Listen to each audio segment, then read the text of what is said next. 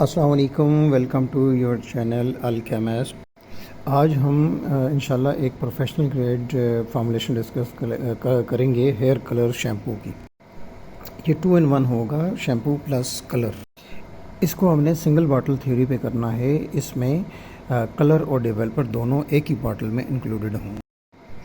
ये hydrogen peroxide based formula होगा। इसमें हम इंशाल्लाह परसेंटेजेस भी बता देंगे और केजीज भी बता देंगे 100 केजी के लिए। जी, अब इसको हमने कैसे तैयार करना है, इसमें कौन कौन से इंग्रेडिएंट इस्तेमाल होंगे। कुछ चीज़ें हमें बहुत ज़्यादा परेशान करती हैं, बट कीप इन माइंड आपके क्वेश्चंस हमें परेशान नहीं कर रहे। जो चीज़ परेशानी का बायस बन रही होती है वो ये कि लोग हमसे कैलकुलेशंस करवा रहे होते हैं। फॉर एग्ज़ाम्पल ये देखें, अब परसेंटेज भी बता दिए, 100 केजी की बेच की डिटेल भी बता दी है। ये बेसिक कैलकुलेशन बिल्कुल को आप लोगों को ना बड़े आराम से खुद से कर लेनी चाहिए। और ये देखें, बड़ी सिंपल सी बात है कि 100 केजी का बता दिया गया है। अब आपका रिक्वायर्ड जितने केजी का बेच है तो आपको बिल्कुल इसको कैलकुलेट खुद से करना। फिर ये सवाल नहीं उठना चाहिए कि 10 केजी का भी जो है ना वो फार्मूला पूरी कैलकुलेशन बना के दें। अब 100 केजी का हमने आपको बेच का बता दिया, 15 केजी बनाना चाह रहे हैं तो आपको अकॉर्डिंगली एक कैलकुलेशन जो है वो खुद से कर लेनी चाहिए। दूसरा आपसे ये दरख्वास्त है कि रॉ मटेरियल आपको हमसे नहीं मिलेंगे। तो फिर अक्सर ये सवाल होता है कि क्या रॉ मटेरियल आपसे मिलेंगे। So its answer is simply no. This is the simple tutorial video. So cut short, raw material भी आपको हमसे नहीं मिलेंगे और राइट नाउ ये रेडीमेड प्रोडक्ट भी अभी आपको हमसे अवेलेबल नहीं। तो ये सिंपल सी बात है कि हम आपको ये चाह रहे हैं कि ये बिज़नेस आप खुद करना चाह रहे हैं, ये चीज़ें हम आप खुद बनाना चाह रहे हैं, तो हम आपको सिर्फ फैसिलिटेट कर रहे हैं कि आप एंटरप्रेन्योरशिप में खुद आएँ, चीज़ों को खुद डेवलप करें, बिज़नेस खुद करें। तो वो आप खुद से कर लें और ये इंशाल्लाह सारी डिटेल आपके सामने आ रही है कि किन किन स्टेप से कौन कौन सी चीज़ें इसमें यूज़ होंगी। और एडिशनली हम कोशिश करेंगे कि जो रॉ मटेरियल इंग्रेडिएंट इसमें इस्तेमाल होंगे उनकी अफादियत क्या है वो भी हम इसमें एक्सप्लेन करने की कोशिश करेंगे। स्टेप्स में चीज़ें बता दी गई हुई हैं कि आपने ये चीज़ बनानी खुद से कैसे है। तो अभी हम कंटिन्यू करते हैं अपना मैन्युफैक्चरिंग बैचिंग प्रोसेस की तरफ। हेयर कलर शैम्पू अब ये सिंगल बॉटल में है और इसमें हमने बेस कलर और इसका ऑक्सीडाइज़र और डेवलपर जो है वो सिंगल बॉटल के अंदर हमने रखा है। तो अब हम जाते हैं अपनी फॉर्मुलेशन स्टेप्स की तरफ। अब सबसे पहले जो चीज़ है वो पानी, डिस्टिल वाटर हमने लिया और डीआयोनाइज्ड वाटर इसमें लें, ज़्यादा अच्छी बात है कि कम से कम TDS का पानी और डिस्टिल वाटर इस्तेमाल कर लें इसमें। और ये बेसिक ये इसका बेस है, सॉल्वेंट है और इस ही ने सारी चीज़ों को डिज़ॉल्व करना है। 60.4% और या 60.4 ग्राम, ये 100 केजी का बेच है। इससे आप अपना रिक्वायर्ड जो भी बेच आप बनाना चाह रहे हैं वो आप कैलकुलेट कर सकते हैं। उसके बाद SLES है, सोडियम लोराइल एथर सल्फेट। ये एक प्राइमरी सरफेक्टेंट के तौर पे इसमें काम करेगा और चूँकि हम ये एक शैम्पू भी साथ शैम्पू का काम भी है, सेपरेट आपको शैम्पू करने की ज़रूरत नहीं पड़ेगी। हाँ, इसमें आपको इस्तेमाल करते हुए प्रोटेक्टिव ग्लव्स वगैरह जो हैं वो लगाने पड़ेंगे। अभी इंशाल्लाह हमारा उस पर भी कुछ वर्किंग जारी है कि जो आजकल मार्केट में ऐसे शैम्पूज़ आते हैं जिनको लगाया जाता है और स्किन के साथ नहीं लगते, तो इंशाल्लाह जैसे उसकी भी कोई वर्किंग कंप्लीट होगी वो भी आपसे हम शेयर कर लेंगे। और अब इसको आपने पानी के अंदर डिज़ॉल्व कर लिया और नेक्स्ट हमारा जो है वो को सरफेक्टेंट फॉर्म और फोमर के तौर पे कोकोमिडो प्रोपाइल बीटेन CAPB, जिसको कोकोबेटेन भी नॉर्मली कह देते हैं। और सॉरी, आपको हम SLES नहीं बता सके। 15% 15 ग्राम 15 केजी 100 केजी बेच में। और ऐसे ही CAPP जो है वो 8% 8 केजी वो हमने इसमें ऐड करना है। नेक्स्ट इंग्रेडिएंट जो है वो फोम बूस्टर के तौर पे कोकोमाइड DEA जो है वो इस्तेमाल होगा, जिसको नॉर्मली KD भी कहा जाता है। ये फोम बूस्टर के तौर पे कि फोमिंग इससे हमारे शैम्पू के बढ़ेगी। और नेक्स्ट हेयर कंडीशनिंग एजेंट है PQ10 पॉलीक्वाटर्नियम 10। और चूँकि अगेन आई एम रिपीटिंग कि चूँकि ये शैम्पू भी है तो हेयर कंडीशनिंग भी आपको चाहिए, सिर्फ डाई नहीं करना आपने। हेयर कंडीशनिंग के लिए इसके अंदर PQ10 आप डाल सकते हैं। नेक्स्ट PG7 ग्लिसराइल कोकोएट जो है, ये मॉइस्चराइज़र और शाइन एनहांसर है बालों में। अगर आप चाहते हैं कि बालों में शाइनिंग आए तो उसके लिए ये आपने इस्तेमाल करना है जस्ट 2%। नेक्स्ट अब ऑक्सीडाइजिंग एजेंट जो है वो हमने डालना है सोडियम हाइड्रोजन पर ऑक्साइड 35% जो मार्केट से अवेलेबल होता है वो आपने लेना है, और ये आपने अपने बेच का 6% डालना है। इसको प्लीज़ थोड़ा समझ लीजिएगा। 35% एक्टिव मिलेगा मार्केट में, उसका 6% अपने बेच में, ठीक है, कि आपने मार्केट से 35% लेके आए और 100 kg में आपने ओनली 6 kg जो है वो यूज़ करना है। अच्छा, आप ये 6 kg यूज़ करेंगे, एक्टिव प्रोडक्ट में आपको 2 to 3% एक्टिव हाइड्रोजन ऑक्साइड फिर भी मिलेगा। आप 6% करेंगे तो लाज़मी बात है कुछ डिप्लीशन, कुछ रिएक्शन स्टेप्स में आगे इंशाल्लाह पूरे रिएक्शंस हम इसके देखेंगे। तो वैसे भी वोलेटाइल होता है और इसकी एफिशिएंसी डाउन होती है, एफिकेसी डाउन होती है, तो आपको फाइनल प्रोडक्ट के अंदर फिर भी 2 to 3% मिलेगा। अब नेक्स्ट जो हमारे अब एक्चुअल ये तकरीबन शैम्पू का पार्ट हम देख चुके हुए हैं। शैम्पू अगर आपने मेरे चैनल को फॉलो कर रहे हैं तो बेसिक फॉर्मुलेशन शैम्पूज़ की मौजूद भी हैं, आप उनमें शैम्पू बना लें अगर इस तरीके से आप शैम्पू नहीं बनाना चाह रहे। और उसके बाद अब जो चीज़ इस्तेमाल हो रही है वो डाइज़ इस्तेमाल होंगी जो हम इस्तेमाल करेंगे अपने इस हेयर कलर शैम्पू के अंदर। तो अब उनकी तरफ हम बढ़ेंगे, लेकिन उनको थोड़ा सा एक्सप्लेन डिटेल में करना पड़ेगा आपसे दरख्वास्त है कि अब ये जो डिटेल्स आगे आ रही हैं बेसिक डाई और बेसिक डाई के साथ फिर हमने कॉपलर जो इस्तेमाल करना है वो इनके पूरे रिएक्शंस को हमने अल्हम्दुलिल्लाह कोशिश करेंगे कि अच्छी तरीके से एक्सप्लेन करें। तो उनको इन डेप्थ आप ज़रा कोशिश कर लीजिएगा कि आपको इंशाल्लाह समझ आ जाएगी, और होपफुली कोशिश हम करेंगे कि इसको सिंप्लीफाइड वे में एक्सप्लेन किया जाए सो दैट कि आपके समझने में आसानी हो। अच्छा, इसमें मैं फिर बाद में कुछ चीज़ें ऐसी जहन में आ जाती हैं जो मैं चाह रहा होता हूँ कि इसको आप लोगों को एक्सप्लेन कर दूँ। बहुत से दोस्त ये बात कर रहे होते हैं कि जो केमिकल्स हैं उनके नाम उर्दू में बताए जाएं, तो हमारे लिए ये पॉसिबल नहीं है कि जो नाम इंग्लिश में अवेलेबल हो उनके उर्दू नाम कहाँ से लिए जाएं। डिक्शनरीज़ में तो उर्दू में नहीं होता ना, और वो उन्हीं नाम से मार्केट में अवेलेबल होते हैं, स्क्रीन पे लिखे हुए भी आ जाते हैं। आप वीडियो को पॉज करें और उनके नाम अपने पास नोट कर लें, और मार्केट से उन ही नामों से मिलते हैं ये। अब उनके उर्दू नाम तो पॉसिबल नहीं है ना। फॉर एग्ज़ाम्पल अब मैं एक नाम ले लेता हूँ, अब हाइड्रोजन पर ऑक्साइड तो हम उर्दू में क्या कहेंगे फॉर एग्ज़ाम्पल। ऐसे ही अब नेक्स्ट हमारा जो इंग्रेडिएंट है वो फिनाइलिन डाइमाइन PPD जिसको कहते हैं। अब इस PPD का उर्दू में क्या नाम हो सकता है, क्योंकि इंग्लिश में इनके नाम होंगे तो इंग्लिश ही में समझना पड़ेगा। So proceeding to the next slides explaining about the basic dyes and the couplers. जी, पैराफिनाइलिन डाइमाइन PPD जो है वो 0.8%, 0.8 ग्राम जो है 0.8 kg जो है वो 100 kg में हम यूज़ करेंगे। अब इनकी स्लाइड्स की तरफ आते हैं कि PPD बेसिकली एक बेसिक डाई है। और अब व्हाट इज़ PPD है क्या चीज़, जैसे आपको ये स्ट्रक्चर फार्मूला भी नज़र आ रहा है इसका, और केमिकल फार्मूला C2H4 और NH2 whole twice. It is a small organic molecule with 2 amino groups directly opposite to each other, para position of the benzene ring. जो दोस्त केमिस्ट्री को समझते हैं उनके लिए बहुत इंटरेस्टिंग होने जा रही हैं ये स्लाइड्स के आर्थो पैरा मेटो और पैरा पोजिशंस में आपने ये देख लिया कि ये पैरा पोजिशन में अपोजिट एक दूसरे के एक दो एमाइनो ग्रुप जो हैं, 2 एमाइन ग्रुप्स जो हैं वो हैं। PPD is a key primary intermediate and oxidative hair die.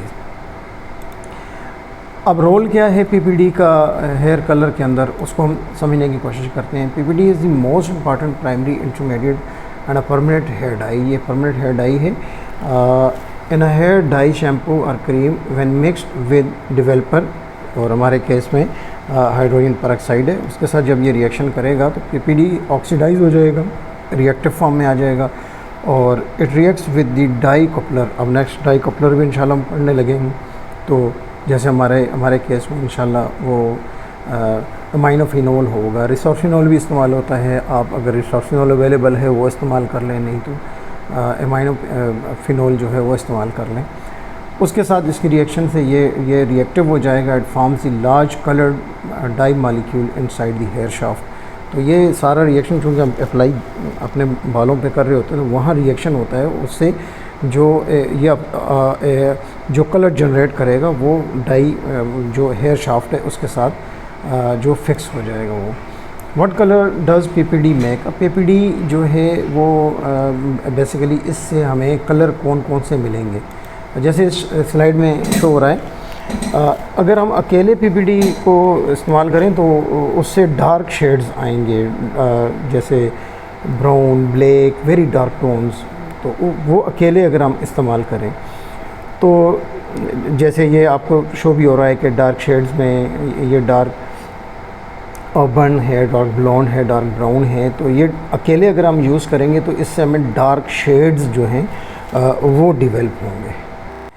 Next come meta aminophenol. ये 0.5% है, 0.5 kg 100 kg के बैच में ½ kg यूज़ होगा। इसकी डिटेल भी मोरलेस इस ही पैटर्न में हमने तैयार की है कि ये डाई कपलर है मेटा एमाइनोफिनोल। और बेसिकली अब ये मेटा एमाइनोफिनोल जो है ये हेयर कलर में इसका फंक्शन क्या है? Meta aminophenol is a primary intermediate coupler used in oxidative hair dyes. It's a small molecule that reacts during the hair coloring process to form colored pigments inside the hair fiber. तो hair fibre के अंदर जब ये reaction हो रहा होता है और हमारे बालों के ऊपर ही वो रिएक्शन बेसिकली हो रहा होता है, तो जो रिक्वायर्ड शेड हमें चाहिए है, चूँकि हम लाइट ब्राउन शेड की बात कर रहे हैं, तो हमारा ये कपलर जो है ये जो हमारे बेसिक डाई जिसने हमें बालों को बहुत ज़्यादा डार्क कलर दे देना है, ब्लैकिश की तरफ आ जाना है, तो हम तो चूँकि लाइट ब्राउन की उसमें बात कर रहे हैं, तो ये कपलर मेटा एमाइनोफिनोल जो है वो हम इस वजह से इस्तेमाल कर रहे हैं। और उससे हमें बेसिकली ये हमारे रिक्वायर्ड जो कलर हैं वो जनरेट होते हैं जो हमें चाहिए होते हैं। और ये काम आप कैसे करेगा? काम करने का भी इसका भी वही है, when you apply an oxidative hair color shampoo, it contains a colorant like aminophenol और डेवलपर हाइड्रोजन पेरोक्साइड। तो अब इसके रिएक्शन में क्या होगा और कौन कौन से स्टेप्स होंगे? Hydrogen peroxide oxidises the meta aminophenol. ये मेटा पोजीशन पे फंक्शनल ग्रुप यहाँ पे मौजूद है। Oxidised meta aminophenol reacts with other colour couplers और इटसेल्फ। ये ख़ुद भी कलर दे सकता है और दूसरे अगर इसके साथ हमने बेसिक डाइज लगाई हुई है तो उन मॉलिक्यूल्स के साथ भी ये रिएक्शन करेगा और हेयर शाफ्ट के ऊपर ये कलर दे देगा। और the resulting dye molecule are too big to wash out easily making the colour semi permanent और परमानेंट। तो ये इतनी जल्दी वॉशिंग से जो डाई उतरती नहीं है फिर ये। और Meta एमाइनोफिनोल creates pigments that shift towards warm side, meaning reddish brown, copper brown। तो हम बेसिकली चाह ये रहे हैं कि जो डार्क कलर हैं उसको थोड़ा लाइट शेड्स की तरफ हम कैसे उनको शिफ्ट कर सकते हैं। और अब जैसे ये हम बात कर रहे होते हैं कि ये वार्म्स कलर बेसिकली वो कैसे डिवेल्प होते हैं।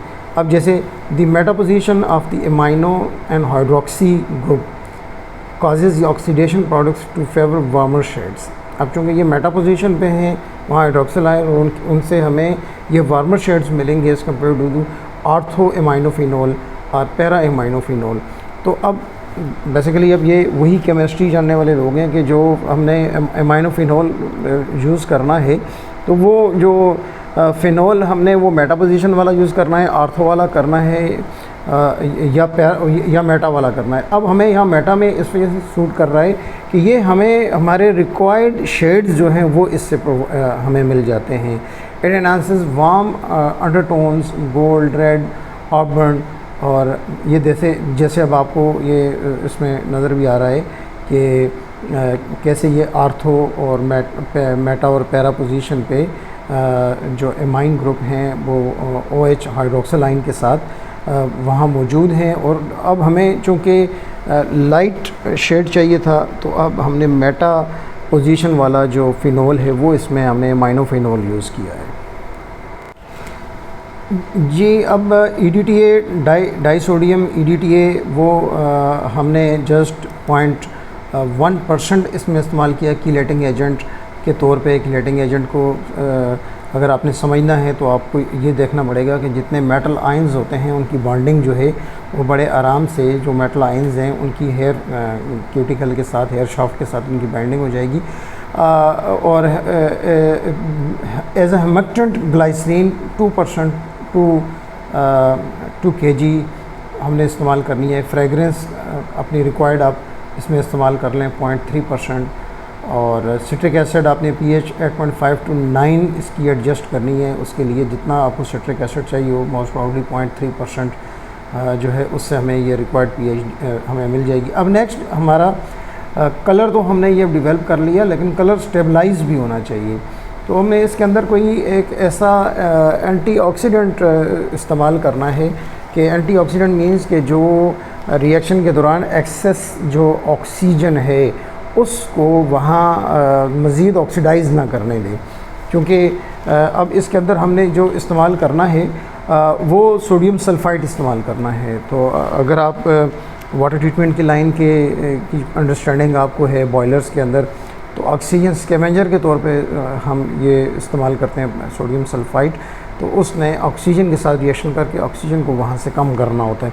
तो हमारे इस रिएक्शन में हमें अब ज़्यादा ऑक्सीजन अगर ऑक्सीडाइज ज़्यादा हो जाएगा तो हमारे जो शेड्स हैं वो जल्दी फेड आउट हो जाएंगे। उस कलर को स्टेबलाइज रखने के लिए जस्ट 0.5% हमने इसके अंदर सोडियम सल्फ़ाइड इस्तेमाल करना है। नेक्स्ट माइक्रोबियल कंट्रोल के लिए फिनॉक्सी एथेनॉल प्रिजर्वेटिव वो इस्तेमाल करना है 0.6%। और अब इसमें थिकनिंग के लिए हम ज़ैंथन गम भी इस्तेमाल कर सकते हैं, कार्बोमर भी इस्तेमाल कर सकते हैं, और 0.5% या जितनी थिकनेस आप अपने प्रोडक्ट को देना चाह रहे हैं। और pH इसकी 8.5 to 9 हमने एडजस्ट करनी है। तो उसके लिए सोडियम हाइड्रोक्साइड या TEA, अगर आप कार्बोमर इस्तेमाल कर रहे हैं तो फिर आप TEA इस्तेमाल कर लें तो बहुत अच्छी थिकनिंग हो जाएगी। और अपनी कास्ट को देखते हुए आप जो जितनी क्वांटिटी आप समझते हैं 0.5 kg, लेकिन ये चूँकि pH को देखना है आपने, जितनी pH आपने एडजस्ट करनी है उतनी आपने इसके अंदर ये सारी चीज़ें जो है ना वो ऐड ऑन करनी है आपने। जी, अब सारी डिटेल आपके सामने आ गई कि कौन कौन से इंग्रेडिएंट्स कितने इस्तेमाल करते हैं। तो अब हम एक ग्लांस में थोड़ा जल्दी में इसको अब डिस्कस कर लेते हैं कि चीज़ों को किन स्टेप्स में कैसे कैसे डालना है। क्वांटिटीज़ आपके सामने आ गई हुई हैं, उनको आप वहाँ से देख सकते हैं। अब पहला स्टेप क्या करना है, पहले स्टेप में आपने जो भी मिक्सिंग वेसल आपके पास है उस मिक्सिंग वेसल में पानी आपने लिया, सरफेक्टेंट्स डाले, SLES और कोकोबिटेन और KD, इन सब को आपने मिक्स किया और टेम्परेचर 40 to 45 आपने रखना है, इससे ज़्यादा इसको नहीं रखना। और फिर स्टेप 2 में आपने conditioning agents PQ10, PEG, derivatives, glycerine, इन चीज़ों को इसके अंदर ऐड कर लिया। और स्टेप 3 में आपने इसको थोड़ा सा कूल डाउन कर लेना है और 35 डिग्री तक इसको आप ले आएँ। और अगर आप हीट नहीं भी करना चाह रहे फिर आपको मिक्सिंग टाइम ज़्यादा देना पड़ेगा और रूम टेम्परेचर पे भी आप कर सकते हैं। यानी जो आपका फर्स्ट स्टेप था जिसके अंदर आपने पानी में सरफेक्टेंट्स मिलाए, उसको हीट करने की भी ज़रूरत नहीं है, रूम टेम्परेचर पे भी आप मिक्स कर सकते हैं। उसके बाद आपने अब ज़रूर रूम टेम्परेचर पे लेके आके आपने केयरफुली हाइड्रोजन पेरोक्साइड और सोडियम सल्फ़ाइड जो है वो डालना है और कोशिश करनी है कि अब यहाँ पे एक्स्ट्रा एयर आपकी ना इसके अंदर एंट्रेंड हो। ठीक है, तो आप यानी कि हल्के RPM पे इसको मिक्स करेंगे, ज़्यादा एयर उसके अंदर ना जाए। उसके बाद जो नेक्स्ट स्टेप 4 है उसके अंदर आपने ऑक्सीडेटिव डाइज़ जो हैं वो 1/1 डालनी है, PPD है और मेटामाइनोफिनॉल है, उसको आपने डालना है और इसमें भी आपने मिक्सिंग स्लो करनी है। और स्टेप 5 में आपने pH इसकी एडजस्ट कर लेनी है 8.5 to 9 और सोडियम हाइड्रोक्साइड या TEA ट्राइथेनोलामाइन से। फिर फ्रेगनेंस इसमें, प्रिजर्वेटिव और थिकनर इसमें ऐड करें, होमोजेनाइज़ करें बेच को और उसकी pH और विस्कोसिटी चेक करें। और अब ये सारे का सारा आपका प्रोडक्ट तैयार है। इसकी पैकेजिंग और पैकेजिंग के बाद इसकी मार्केटिंग और एक अच्छा प्रोडक्ट, एक अच्छा बिज़नेस आइडिया आपके सामने। इन स्टेप्स के मुताबिक आप अपने इस प्रोडक्ट को तैयार करें और इसको अल्हम्दुलिल्लाह की एक बहुत अच्छी क्वालिटी का आपको कलर शैम्पू, और इसको साशे में करना है, इसको बॉटल में करना है तो आपको कुछ साशे में दो किस्म की पुड़ियाँ लोग डाल देते हैं तो वो आपको अब ये चूँकि बिल्कुल सिंगल बॉटल कॉन्सेप्ट है, तो अगर आपने साशे बनाना है तो साशे में भी ये सारे इंग्रेडिएंट इकट्ठे ही होंगे, बॉटल में भी ये इंग्रेडिएंट इकट्ठे होंगे। और इन सारी की सारी चीज़ों को आप एक अच्छी पैकेजिंग के साथ, अच्छी मार्केटिंग स्ट्रेटजी के साथ, अल्हम्दुलिल्लाह ये एक विनिंग प्रोडक्ट है और मार्केट में बहुत अच्छी अपनी पोजीशन ये बना सकता है। और अगर आप इस सारी मैन्युफैक्चरिंग में के स्टेप्स में अगर आपको कुछ कन्फ्यूजन हो तो आप कमेंट सेक्शन में हमसे रब्ता कर सकते हैं। बस आपसे दरख्वास्त है कि हमारे चैनल को लाइक सब्सक्राइब कर लें और जो वीडियोज़ हैं उनको शेयर कर लिया करें, सो दैट कि ये हमारे जो बिज़नेस आइडियाज़ हैं ये ज़्यादा से ज़्यादा प्रोपोगेट हों और ज़्यादा से ज़्यादा लोग एंटरप्रेन्योरशिप में बिज़नेस की तरफ आएँ और मुल्की इकानमी उससे बेहतर हो, माशी हालात सबके बेहतर हों। तो बस अल्लाह से दुआ है कि अल्लाह पाक आसानी वाला मामला फ़रमाए और आसानियाँ तकसीम करने की तौफ़ीक अता फ़रमाए। अपने अल-कमस सजाद मुतनव्वरी को इजाज़त दीजिए, फिर इंशाल्लाह किसी प्रोडक्टिव बिज़नेस आइडिया के साथ हाज़िर खिदमत होंगे। अस्सलामु अलैकुम।